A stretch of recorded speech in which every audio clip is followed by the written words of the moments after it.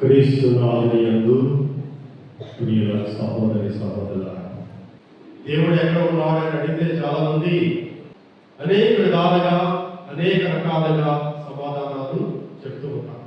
కొంతమంది అయితే దేవుడు ఆకాశాన్ని చూపెడుతూ ఆకాశంలో ఉన్నాడని కొంతమంది చెప్తూ ఉంటారు. ఇంకొక కొంతమంది భూమిని చూపెడుతూ సృష్టిని చూపెడుతూ ఇదిగో దేవుడి సృష్టిలో సృష్టి వస్తువులో ఉన్నారని కొంతమంది చెప్తూ ఉంటారు. ఇంకా కొంతమంది ఏమని చెప్తారంటే దైవ ధ్యానంలో దేవుడు ఉన్నాడు, సన్యాసులు ప్రార్థన చేసే సమయంలో దేవుడు వారిలో ఉన్నాడు, అక్కడ ఉన్నాడు అని కొంతమంది చెబుతూ ఉంటారు. అయితే క్రైస్తవమైనటువంటి మనము క్రైస్తవ మతాన్ని, కథోలిక సంఘాన్ని పరిశీలించినట్లయితే కథోలిక విశ్వాసంలో లేక క్రైస్తవ విశ్వాసంలో ఉన్నటువంటి వారు ఇచ్చేటటువంటి సమాధానం ఏమిటంటే, ఇదిగో దేవుడు లేక క్రీస్తు ప్రభువు రొట్టె యందును ద్రాక్షారసమందును దేవుడు ఉన్నాడు, ఈ బలిపీఠం మీద దేవుడు ప్రత్యక్షమవుతూ ఉంటాడు, ఒప్పంద మందసములో దివ్య సప్రసాద మందసములో దేవుడు ఉన్నాడని క్రైస్తవమైనటువంటి కథోలికమైనటువంటి మనమందరం కూడా ఇచ్చేటటువంటి సమాధానం ఇదే అంశాన్ని ఈ రోజున మనం చదివినటువంటి పట్టణాలు సందేశాన్ని అందిస్తూ ఉన్నాయి. ప్రియ సహోదరి సహోదరులారా, ఎందుకంటే మన దేవుడు దూరంగా ఎక్కడో ఆకాశంలో ఉండే దేవుడు కాదు. మన దేవుడు ఎక్కడో దూరంగా ఈ సృష్టి జాలంలో ఉండేవాడు మాత్రమే కాదు. మన దేవుడు మన చెంతనే మనతోనే కలిసి మెలిసి భుజించే దేవుడని ఈ రోజున మనకు వాక్యాలు తెలియజేస్తూ ఉన్నాయి. మనతో ఉండేవాడు, మనతో కలిసి భుజించేవాడు. ఇంగ్లీష్లో కంపానియన్, ఆ పదము లతీన భాషలోని కుంపాని. కుం అనగా కలిసి, మనతో కూడి, పానే అనగా రొట్టె ఆహారం. మనతో కలిసి భుజించేవాడు, మనతో ఉండేవాడు, మనతో సంచరించేవాడు, మన మధ్యనే ఉండేవాడు, మనతో జీవించేవాడు మన దేవుడు. అటువంటి దేవుడు మనతో ఉండడానికి క్రీస్తు ప్రభువు దివ్య సప్రసాదాన్ని స్థాపించాడని ఈ రోజున మనం చదివినటువంటి పట్టణాలు మనకు సందేశాన్ని అందిస్తూ ఉన్నాయి. ప్రియ సహోదరి సహోదరులారా, అయితే యోహాను గారి శుభవార్తను మనం గమనించినట్లయితే యోహాను గారు దివ్య సప్రసాద స్థాపన గురించి ఆయన రాయడము లేదు. మనకి మిగతా సువార్తలో చూసినట్లయితే మత్తయి గారు, మార్కు, లూకా సువార్తలో చూసినట్లయితే ఈ ప్రధాన అంశము దివ్య సప్రసాద స్థాపన మనకు కనబడుతుంది. అలాగే పౌలు గారు రాసినటువంటి కొరింథీ సంఘానికి రాసినటువంటి లేఖలో కూడా దివ్య సప్రసాద ప్రస్తావన మనకు కనిపిస్తుంది. మరి మనం చదువుకున్నటువంటి యోహాను గారి సువార్తలో చూసినట్లయితే ఈ యోహాను గారు శిష్యుల పాదాల కడగడం గురించి ముఖ్యంగా ఆయన రాస్తూ ఉన్నాడు. అంటే మిగతా సువార్తీకులు ఈ అంశం గురించి రాయలేనట్లయితే మనకి కేవలము శిష్యుల పాదాలు కడగడం అనేటటువంటిది మాత్రమే ఉంది. అయితే యోహాను గారు ఎందుకు శిష్యుల పాదాలు కడగడం గురించి ప్రత్యేకంగా ఈ సువార్తలోనే ఈ అంశం మనకు కనిపిస్తున్నది? ఎందుకు ఆయన దీని గురించి ముఖ్యంగా రాస్తూ ఉన్నాడని మనము పరిశీలించినట్లయితే, ధ్యానించినట్లయితే, ఆయన ఈ సువార్త రాసినటువంటి కాలాన్ని మనం తీసుకున్నట్లయితే క్రీస్తు శకము 100వ సంవత్సరంలో ఈ సువార్తను ఆయన రాస్తాడు యోహాను గారు. ఆనాటి పరిస్థితులను ఆయన పరిశీలించాడు. క్రైస్తవ సంఘం అంటే ఏమిటి, క్రైస్తవ సంఘం ఏ విధంగా ఉన్నది ఆ రోజుల్లో, క్రైస్తవ సంఘంలో ఉన్న పరిస్థితుల గురించి ఆయన ఆలోచించి రచించినటువంటి రాసినటువంటిది క్రీస్తు ప్రభు చేసినటువంటి ఆ కార్యాన్ని ప్రత్యేకముగా ఈ గ్రంథంలో ఈ రోజున చదివినటువంటి ఈ సువిశేష భాగాన్ని ఆ రోజున ఆయన రాయడంలో ఉన్నటువంటి అంతరార్థం ఏమిటంటే, క్రైస్తవ సంఘం అనగా కేవలం ఆచారము పద్ధతులతో జీవించే సంఘం మాత్రమే కాదు. క్రైస్తవ సంఘంలో చూసినట్లయితే మనకు అనేకమైనటువంటి ఆచారాలు కనిపిస్తూ ఉంటాయి, సాంఖ్యాలు కనిపిస్తూ ఉంటాయి, పద్ధతులు కనిపిస్తూ ఉంటాయి, క్రమం కనిపిస్తూ ఉంటుంది. ఇది మాత్రమే కాదు క్రైస్తవ సంఘము. ఆ విధంగా ఆ రోజులలో క్రైస్తవ సంఘము ఇటువంటి ఆచారాలతో పద్ధతులతో ఉన్నటువంటి రోజులలో ఆయన గుర్తించాడు. క్రైస్తవ సంఘం అనగా కేవలం ఆరాధన చేసేటువంటి సంఘం మాత్రమే కాదు. క్రైస్తవ సంఘం అనగా ఇదిగో యేసుక్రీస్తు ఏ విధముగా ఆ కడరాత్రి భోజన సమయంలో ఆ భోజన సమయంలో వస్త్రాన్ని తీసివేసి తుండు గుడ్డను కట్టుకొని ఏ విధముగా శిష్యుల పాదాలు కడిగాడు.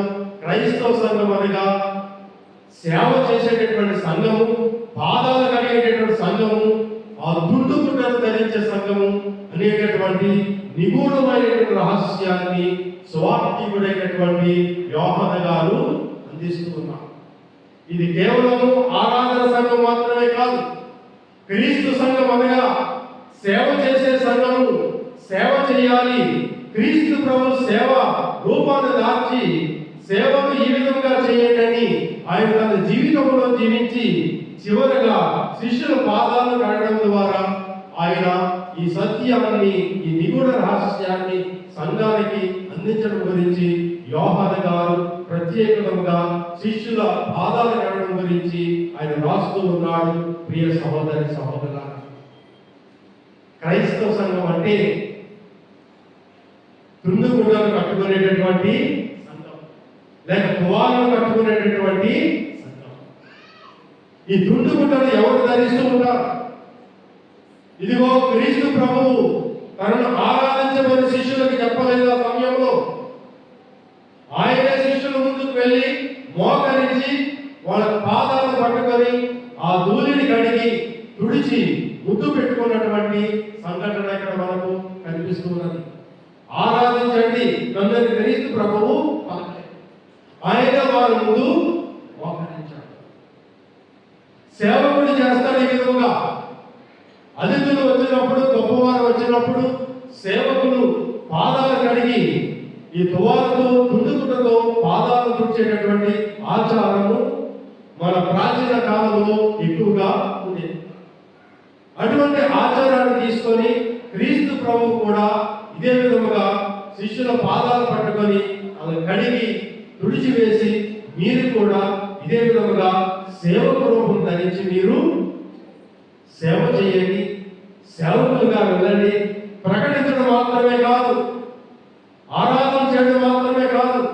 క్రైస్తవ సంఘం అనగా ప్రజలకు చేసేటటువంటి సంఘము.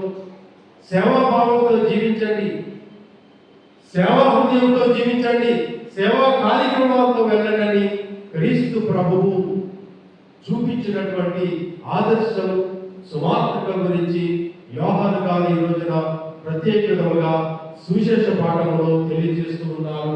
ప్రియ సహోదరి సహోదరులారా, అయితే ఈ సాంఖ్యాన్ని, ఈ శిష్యుల పాదాలు కడిగే సాంఖ్యాన్ని ఆ సమయంలో శిష్యులు అర్థము చేసుకున్నారు. పేతురు గారికి కూడా అర్థం కాలేదు. ఎందుకు అర్థం కాలేదు? గొప్పవాడు, దేవుడు, గురువు అయినటువంటి వాడు నా పాదములను కడుగుతూ ఉన్నాడు. దీనిలో పేతురు గారికి అర్థమైనటువంటిది ఏమిటంటే, క్రీస్తు ప్రభు చేస్తున్నటువంటి ఈ పని లోకతత్వానికి వ్యతిరేకంగా ఉన్నది. లోకంలో ఈ విధముగా జరగదు. గురువు గాని, దేవుడు గాని మనుషుల పాదాలు పట్టుకొని కడిగేటటువంటి పద్ధతి ఎక్కడ లోకంలో లేదు, ఎక్కడా చూడలేదు. ఈ లోక పద్ధతికి అది భిన్నముగా ఉన్నదని పేతురు గారు గ్రహించి, అయ్యా నా పాదములను నీవు ఒక నూతన దృక్పథాన్ని క్రీస్తు ప్రభు లోకానికి అందిస్తూ ఉన్నాడు. దేవుడు అంటే ఈ విధంగా ఉండాలి, సేవకుడు అంటే ఈ విధంగా ఉండాలి అనేటటువంటి ఆ పద్ధతిని, ఆదర్శాన్ని చూపెడుతూ లోక పద్ధతికి భిన్నముగా తలక్రిందులుగా ఆయన చేసినప్పుడు శిష్యులు అర్థము చేసుకోలేకపోయారు. పేతురు గారు అంటున్నాడు, అయ్యా నా పాదాలు కాదు, నా పాదాలు ముట్టుకోవద్దు, నా పాదాలు నీవు కడగవద్దు. నేను అల్పుడను కాదు, నీవు దేవుడవు, బోధకుడవు, గురువు, ఒక ప్రవక్తవు, దేవుని కుమారుడు, నీవు నా పాదాలు పట్టుకోవడమా అనేటటువంటి భావములకు వెళ్ళిపోయారు. ఎందుకంటే ఇది లోకతత్వానికి, లోకపు విధానానికి, లోకపు పద్ధతులకు భిన్నముగా, అతీతముగా ఉన్నది. కాబట్టి ఈ పద్ధతిని, ఈ విధానాన్ని, ఈ ఆచారాన్ని వాళ్ళు ఆ సమయంలో అర్థం చేసుకోలేకపోయారు. అందుకే ప్రియ సహోదరి సహోదరులారా, ఈ రోజు నుండి ఈస్టర్ పండుగ వరకు ఉన్నటువంటి దినాలను మనం గమనించినట్లయితే, చాలా దేవాలయాలకు వెళ్ళినట్లయితే స్వరూపాలన్నీ కూడా అప్పబడి ఉంటాయి. ఒక శిలువ మాత్రము కేవలము ఉండి దాని మీద ఈ వస్త్రం అంటే బెడపట్టి, గురువు వేసుకునేటువంటి బెడపట్టి మాత్రం దాని మీద ఉంచి దేవాలయంలో ప్రత్యేకంగా కనిపిస్తూ ఉన్నాయి కొన్ని దేవాలయాలు. ముఖ్యంగా పాశ్చాత్య దేవాలయంలోకి వెళ్ళినట్లయితే శిలువ, ఆ శిలువ మీద ఈ మెడపట్టి ధరింప చేసినటువంటి శిలువ మనకు కనిపిస్తూ ఉంటుంది. కారణం ఏమిటి? ఇదిగో ఈ రోజున క్రీస్తు ప్రభు సువిశేష పాఠంలో చూసినట్లయితే ఆయన మెడపట్టిని ధరించలేదు. ఆయన ధరించినటువంటిది ఏమిటి? ఆయన ఏమి ధరించాడు? ఒక తువాలను ధరించాడు, తుండు వస్త్రాన్ని ధరించాడు.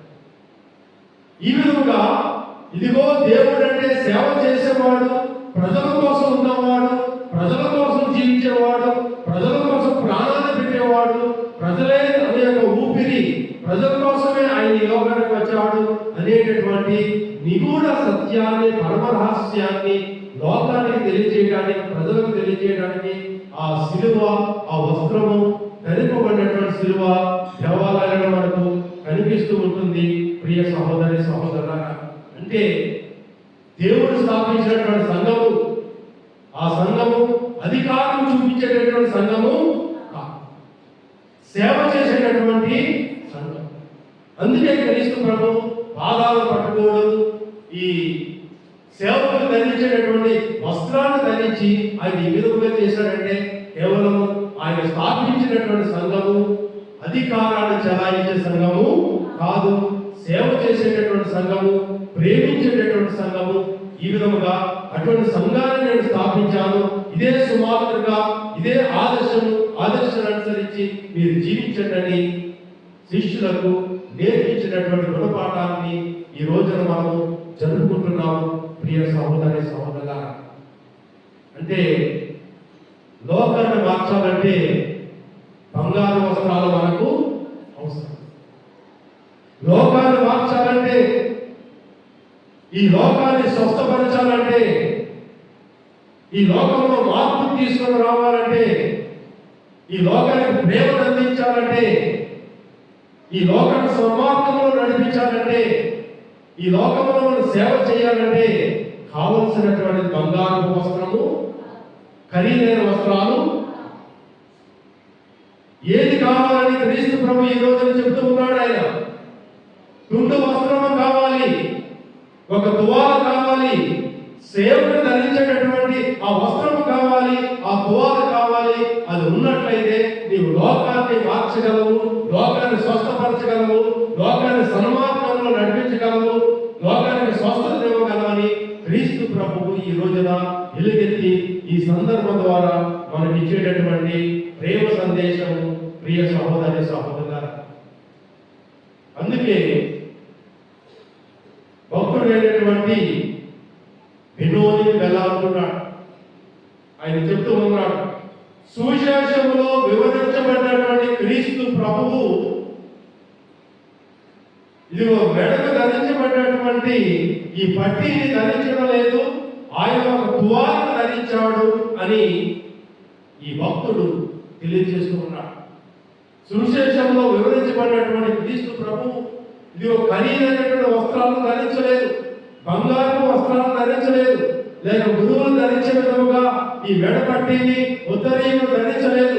ఆయన ధరించినటువంటిది కేవలము సేవకులు ధరించేటటువంటి వస్త్రాన్ని ధరించాడని ఈ భక్తుడు తెలియజేయడంలో ఉన్నటువంటి అంతరార్థం ఏమిటంటే సేవ ప్రేమ గురించి ఆయన తెలియజేస్తూ ఈ విధంగా లోకానికి కావాల్సినటువంటిది సేవ ప్రేమ కావాలి కాబట్టి అటువంటి దానిని ఇవ్వడానికి మనము ఇదిగో ఖరీదైనటువంటి బంగారు వస్త్రాలు ధరించిన అవసరం లేదు, సేవకులు ధరించేటటువంటి సేవక రూపాన్ని మనము ధరించినట్లయితే దానిని మనం అందించగలమని ఈ భక్తుడు తెలియజేస్తూ ఉన్నాడు.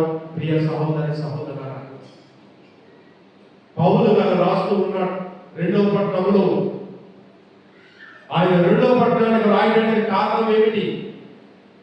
అనాది కాలంలో ఆది కాలంలో తొలి సంఘాలలో చూసినట్లయితే ఈ ప్రభు భోజనము సాంఖ్యం అనేటటువంటిది, ఈ ప్రభు భోజనము లేక దివ్య సప్రసాదము అనేటటువంటిది అది ఇంట్లో సాయంకాలంలో రాత్రి కాలంలో భుజించేటటువంటి భోజనంతో ముడిపడి ఉండేది. అంటే రాత్రి కాలంలో సంఘస్థులందరూ కూడా గృహంలో చేరి ఆ బలచుడు చేరి భోజనాలు భుజించి ప్రార్థనలు చేసుకొని సంఘముగా వాళ్ళు దేవుని స్మరించుకొని వాళ్ళు వెళుతూ ఉండేవారు. ఆది సంఘాలలో తొలి రోజులు ఈ విధంగా చేస్తున్న సమయాల్లో ఏమి జరిగేదంటే ఆ సంఘాలలో ఆ సంఘంలో ఉన్నటువంటి వారు ధనికులు ఉన్నారు, పేదవారు ఉన్నారు, సేవకులు ఉన్నారు. ఈ విధంగా అనేక రకాలైనటువంటి మనుషులందరూ కూడా ఆ తొలి సంఘాలలో ఉండి ఈ భోజన దివ్య సంస్కారాలు జరుపుకోవడానికి వాళ్ళు సమావేశమైతూ ఉండేవారు. ధనికులైనటువంటి వారు ఏం చేసేవారంటే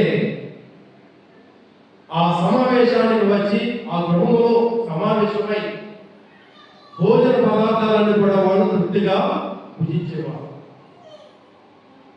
పేదవారైనటువంటి వాళ్ళు పని పాటలకు వెళ్ళిపోయి పని చేసుకొని తిరిగి ఇంటికి వచ్చి అక్కడి నుండి సమావేశానికి ఈ సాంఖ్యానికి వచ్చే సమయంలో ఈ పేదవాళ్ళు భుజించడానికి ఏమి కూడా ఉండేది కాదు. వాళ్ళ ఆకలితో ప్రార్థనలో పాల్గొంటారు. ఈ పరిస్థితులను పౌలు గారు గుర్తించారు. క్రైస్తవ సంఘం అనగా భుజించే సంఘము కాదు. క్రైస్తవ సంఘం అనగా వ్యక్తిగతంగా జీవించే సంఘము కాదు.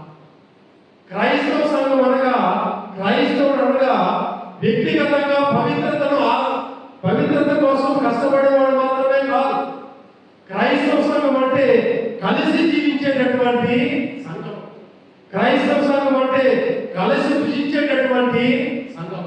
క్రైస్తవ సంఘం అనగా ఐక్యముగా జీవించే సంఘము, కలిసిమెలిసి జీవించే సంఘము, కలిసిమెలిసి భుజించే సంఘము, కలిసిమెలిసి పాల్పంచుకునేటటువంటిది క్రైస్తవ సంఘము.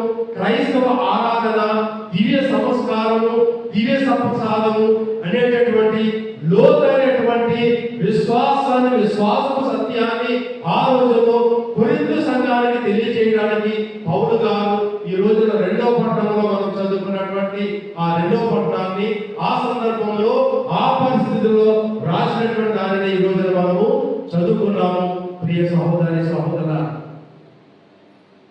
అంటే క్రైస్తవుడు అనేటువంటి వాడు తన కోసమే జీవించకూడదు, తన పవిత్రత కోసం జీవించకూడదు, పక్కవారి పవిత్రత కోసం ఐక్యముగా సంఘముగా ఏర్పడి కలిసి జీవించి కలిసి ప్రార్థన చేసుకుంటూ కలిసి ఐక్యమత్యముతో ఏకముగా జీవించాలి.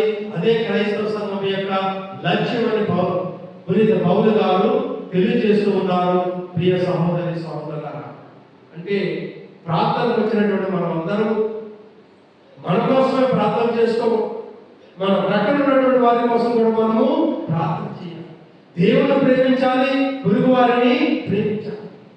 సంఘంగా సంఘమైన పవిత్రత గురించి మనము ప్రార్థన చేయాలి. సంఘమైన ఐక్యత గురించి ప్రార్థన చేయాలి. ఈ విధంగా చేసేటటువంటిదే క్రైస్తవ సంఘము.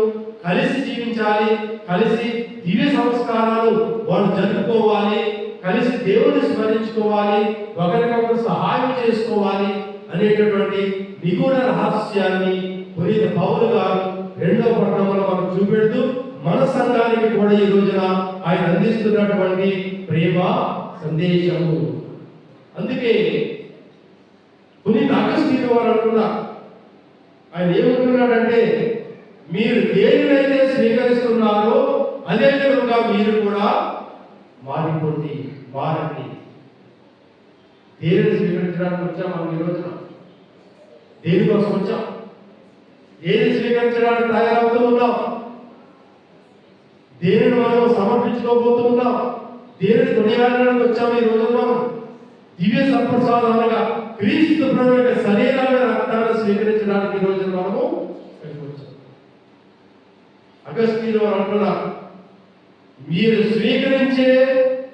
దేనినైతే స్వీకరిస్తూ ఉన్నారో, మీరు దేనినైతే భుజిస్తూ ఉన్నారో, మీరు దేనినైతే పొందుతూ ఉన్నారో అదే విధంగా మీరు కూడా మారండి, మారిపోండి.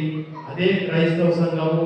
క్రైస్తవ సంఘం యొక్క లక్ష్యము, బాధ్యతని పునీత అగస్త్యుని వారు ఈ సందర్భంలో తెలియజేస్తూ ఉన్నారు.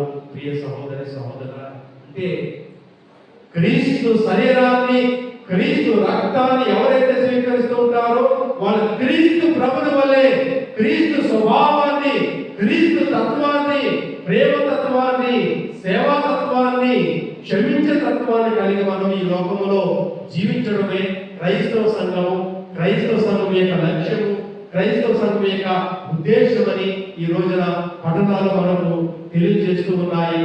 ప్రియ సహోదరి సహోదరులారా, అంటే ప్రభుని మనం స్వీకరించే సమయంలో క్రీస్తు ప్రభువు విభజన నుండి ఐక్యతను ఆయన సృష్టించాడు, ఐక్యపరిచాడు. విడిపోయినటువంటి వారిని ఆయన ఐక్యపరిచాడు. స్వార్థం నుండి ప్రేమను ఏర్పాటు. స్వార్థాన్ని ఏ విధంగా మనం జయించాలంటే ప్రేమతో స్వార్థాన్ని జయించాలి. అసూయను ఏ విధంగా జయించాలంటే ప్రేమతో మీరు జయించండి. విభజనలు ఉన్న చోట విడిపోయినటువంటి సంఘాలను మనం ఐక్యపరచాలి. ఐక్యపరచాలంటే క్రీస్తు ప్రభు శరీరాన్ని, రక్తాన్ని స్వీకరించేటటువంటి వారు క్రీస్తు తత్వాన్ని, క్రీస్తు శక్తిని పొంది ఐక్యముగా, సమైక్యముగా, ఏకముగా, ఒకే సంఘముగా, క్రీస్తు సంఘముగా మీరు మారి జీవించండి.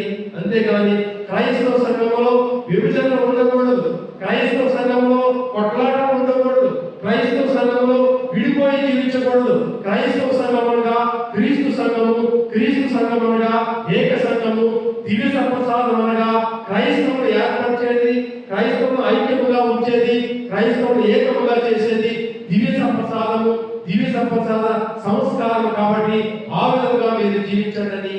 ఈ రోజున ఈ దివ్య సంస్కారం స్థాపించడంలో క్రీస్తు ప్రభువు మానవాళికి, క్రైస్తవులకు అందిస్తున్నటువంటి ప్రేమ సందేశము.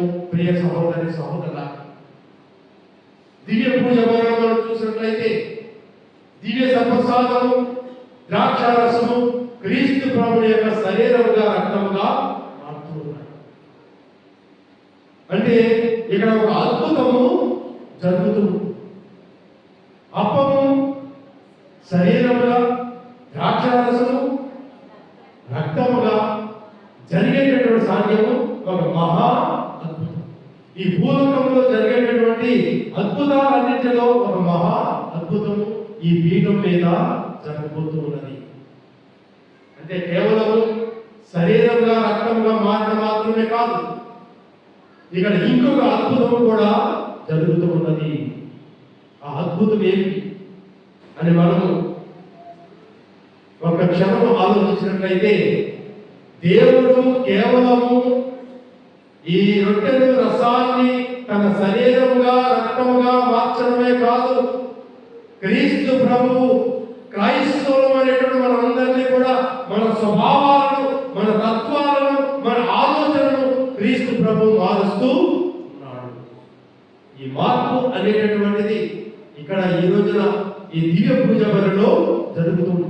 ప్రతినిత్యము అనునిత్యము మన పూజ వారికి వచ్చినప్పుడు ఆ శరీరాన్ని రక్తాన్ని స్వీకరించినప్పుడు మన జీవితాలను కూడా దేవుడు మారుస్తూ ఉన్నాడు. మన గాయాలను కూడా ఆయన మారుస్తూ ఉన్నాడు. మనల్ని స్వస్థపరుస్తూ ఉన్నాడు. మనలో ఐక్యతనిస్తూ ఉన్నాడు. దేవుని వైపు నడిపిస్తూ ఉన్నాడు. దేవుడిలో ఎదిగే విధంగా చేస్తూ ఉన్నాడు. దైవముగా మనము దైవత్వములో దైవ శక్తితో మనము జీవించే విధంగా అటువంటి శక్తి బలము కృప మనలోకి వస్తున్నాయంటే మనల్ని కూడా దేవుడు మారుస్తూ ఉన్నాడు. ఈ మార్పు ఈ దివ్య పూజ బలులు ఈ పీఠం మీద జరుగుతూ ఉన్నది ప్రియ సహోదరి సహోదరులారా. అయితే దివ్య పూజ బలికి ఈ దివ్య సాంగ్యంలో పాల్పంచుకునే ప్రతి క్రైస్తవుడు బాధ్యతను పొంది తిరిగి వెళుతూ ఉన్నాడు. బాధ్యత ఏమిటి? ఎటువంటి బాధ్యత? మరణించినటువంటి ఫ్రాన్సిస్ పాపు గారు ఈ విధంగా చెప్తూ ఉన్నారు. ఆయన ఈ విధంగా రాస్తూ ఉన్నాడు సందేశం. ఆయన చెప్తున్నటువంటిది ఏమిటంటే, ఇదిగో ఈ లోకంలోనికి మీరు వెళ్ళినప్పుడు, ఈ లోకాన్ని చూసినప్పుడు, లోకము ఈనాటి ప్రపంచాన్ని మనం చూసినట్లయితే ప్రపంచంలో యుద్ధాలు జరుగుతూ ఉన్నాయి. ప్రపంచంలో మానవులు మరి విభజించబడి జీవిస్తూ ఉన్నారు. ప్రపంచంలో మానవులు రోగాలతో జీవిస్తూ ఉన్నారు. అనగదొరకబడుతూ ఉన్నారు. అశాంతితో జీవిస్తూ ఉన్నారు. ప్రేమ లేకుండా జీవిస్తూ ఉన్నారు. కన్నీరు కారుస్తూ జీవిస్తూ ఉన్నారు. ఆధారం లేకుండా అనేక మంది ప్రజలు ఈ లోకంలో కన్నీరు కార్చుకుంటూ ఆదరణకర్త కోసం జీవిస్తూ ఉన్నారు. కాబట్టి ఇటువంటి పరిస్థితులలో క్రైస్తవులు అనేటువంటి వారు, క్రీస్తు శరీరాన్ని స్వీకరించేవారు, క్రీస్తు రక్తాన్ని త్రాగేవారు, క్రీస్తు తత్వాన్ని పొందేవారు, క్రీస్తు మార్పును స్వీకరించి తన జీవితాన్ని మార్చుకున్నటువంటి వాళ్ళందరూ కూడా ఆ లోకంలోకి వెళ్ళినప్పుడు, కన్నీరు కాస్తున్నటువంటి ప్రజల దగ్గరికి వెళ్ళినప్పుడు కన్నీరును తుడిచివేయాలి. విభజించబడి ఉన్నటువంటి సంఘాలను మీరు ఐక్యపరచాలి. వ్యాధితో ఉన్నప్పుడు వ్యాధిగ్రస్తులకు దగ్గరకు వెళ్ళి ఊరటివ్వాలి.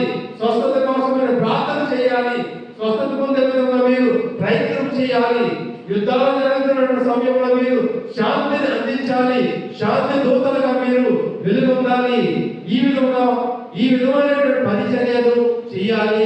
దివ్య సప్రసాదాన్ని స్వీకరించేటటువంటి ప్రతి క్రైస్తవుడు పొందినటువంటి బాధ్యత, ఆ బాధ్యతను దివ్య పూజ వల్ల పొందుతూ సంఘంలోనికి ప్రపంచంలోకి వెళ్ళినప్పుడు ఇటువంటి పరిస్థితులు ఉన్నటువంటి సమయంలో ఇటువంటి పరిస్థితులలో ఈ పరిచర్యలు చేపట్టండి. ఈ రోజున అలనాడు క్రీస్తు ప్రభువు దివ్య సప్రసాదాన్ని స్థాపించడంలో ఉన్నటువంటి అంతరార్థాన్ని పాపు గారు ఈ లోకానికి తెలియజేస్తూ సందేశాన్ని అందిస్తూ ఉన్నారు. ప్రియ సహోదరి సహోదరులారా, మనం ఏ విధంగా జీవిస్తూ ఉన్నాం? క్రైస్తవులు మనం చెప్పుకుంటున్నాం. క్రైస్తవ సంఘం మనం చెప్తూ ఉన్నాం. ఐక్యంగా జీవిస్తూ ఉన్నామా? విడిపోయి జీవిస్తూ ఉన్నామా? కుటుంబాలు ఏ విధంగా ఉన్నాయి? మన సంఘాలు ఏ విధంగా ఉన్నాయి? దివ్య సప్రసాదం అంటే ఐక్యత. క్రీస్తు ప్రభువుని శరీర రక్తం అంటే ఏక శరీరము, ఒకే సంఘము, ఒకే పాట, ఒకే విశ్వాసంలో జీవించేటటువంటి సంఘము. ఆ విధంగా మనం జీవించగలుగుతూ ఉన్నామా? అణగారిపోయినటువంటి వ్యక్తుల దగ్గరికి వెళ్ళి మనం పరిచయం చేయగలుగుతూ ఉన్నామా? ఐక్యత కోసం మనం ప్రయత్నం చేస్తూ ఉన్నామా? ప్రార్థన చేస్తూ ఉన్నామా? వ్యాధిగ్రస్తుల దగ్గరికి వెళ్ళి పరిచయం చేస్తూ ఉన్నామా? క్రీస్తుని గురించి మనము ప్రజలకు అందించగలుగుతూ ఉన్నామని ఈ రోజున ప్రశ్నించుకోవాల్సినటువంటి అంశాన్ని తల్లి అయిన శ్రీ సభ ఈ పండుగ నాడు ఈ పరిశుద్ధ పట్టణం ద్వారా మనకు అందిస్తూ ఉన్నది. ప్రియ సహోదరి సహోదరు, క్రీస్తు ప్రభువు పాదాలు పట్టుకొని ఆయన కడిగి ముద్దు పెట్టి సేవా రూపాన్ని కలిగి మీరు జీవించండి అని ఆయన సందేశాన్ని ఇవ్వడంలో ఉన్నటువంటి అంతరార్థం ఏమిటంటే, ఇదే విధంగా మనం కూడా ఈ రోజున ఏం చేయాలంటే, అలసటను సంఘంలో అలసిపోయినటువంటి వారు ఉన్నారు. సంఘంలో గాయాలతో గాయము పడినటువంటి వారు ఉన్నారు. అలాగే సంఘంలో పాపపు జీవితాన్ని జీవిస్తున్న వారు ఉన్నారు. వాళ్ళ చెంతకు వెళ్ళి మనం కూడా వాళ్ళ పాదాలు పట్టుకొని వాళ్ళ పాదాలు కడగాలి, వారికి సేవలు చేయాలి, వాళ్ళను శుభ్రపరచాలి, వారి మార్పు కోసం మనం ప్రయత్నం చేయాలి అనేటటువంటి ప్రేమ సందేశాన్ని ఆయన పాదాలు పట్టుకొని అడగడం ద్వారా మనకు అందరికి ఇస్తున్నటువంటి ప్రేమ సందేశం. పాదాలను అడగండి, పరిచర్య చేయండి, సేవ చేయండి. ఇది ఒక క్రీస్తు ప్రభు ఇటువంటి పరిచర్య చేస్తూ ఉన్నాడు. క్రైస్తవ సంఘమైనటువంటి మనకు ఈ బాధ్యతను ఇస్తూ ఉన్నాడు. మీరు కూడా పాదాలను అడగండి, నశించిపోతున్నటువంటి హృదయాల దగ్గరకు వెళ్ళండి, పరిచర్య చేయండి. గాయాలతో ఉన్నటువంటి వాళ్ళ దగ్గరికి వెళ్ళి గాయాలు మానపండి, వారి చెంతనే ఉండండి. నిరాశతో ఉన్నటువంటి వాళ్ళ దగ్గరికి వెళ్ళి ఆశను రేకెత్తించండి. దేవుడు నిన్ను ప్రేమిస్తూ ఉన్నాడు, దేవుడు నీకు అవసరము, దేవుడు నీకు సేవ చేస్తూ ఉన్నాడు, దేవుడు మార్గాలను నువ్వు రానేటువంటి పరిచర్య చేసేటటువంటి ఆ స్థాపనను క్రీస్తు ప్రభువు శిష్యుల పాదాలు కడగడం ద్వారా ఇటువంటి ప్రేమ సందేశాన్ని, సేవాభావాన్ని అందిస్తూ ఉన్నాడు ప్రియ సహోదర సహోదరుల. కాబట్టి అటువంటి మార్గంలో మనం కూడా సేవాతత్వంతో, సేవాభావంతో కన్నీరును తుడిచివేయడానికి, సేవ చేయడానికి, ముందుకు వెళ్ళడానికి కావలసినటువంటి ఆత్మ బలమును, ఆత్మశక్తిని మనకు అందించమని, అదేవిధంగా సేవాభావంతో, సేవా రూపంతో ఈ లోకంలో మనము క్రైస్తవులుగా జీవించేటటువంటి భాగ్యాన్ని మనకందరికీ కూడా అందించినందుకు కృతజ్ఞతలు తెలియజేసుకుంటూ ఇదే మార్గంలో కూడా మనము ముందుకు వెళ్దాం. సేవాభావంతో, ప్రేమభావంతో మనము జీవించడానికి కావలసినటువంటి ఆత్మ బలమును, శక్తిని మనకు అందించమని ఈ రోజు ప్రత్యేకంగా దివ్య పూజ వలన మనం అందరం కూడా ప్రార్థన చేసుకుందాం. పితా, పుత్ర, పవిత్రాత్మ నామమున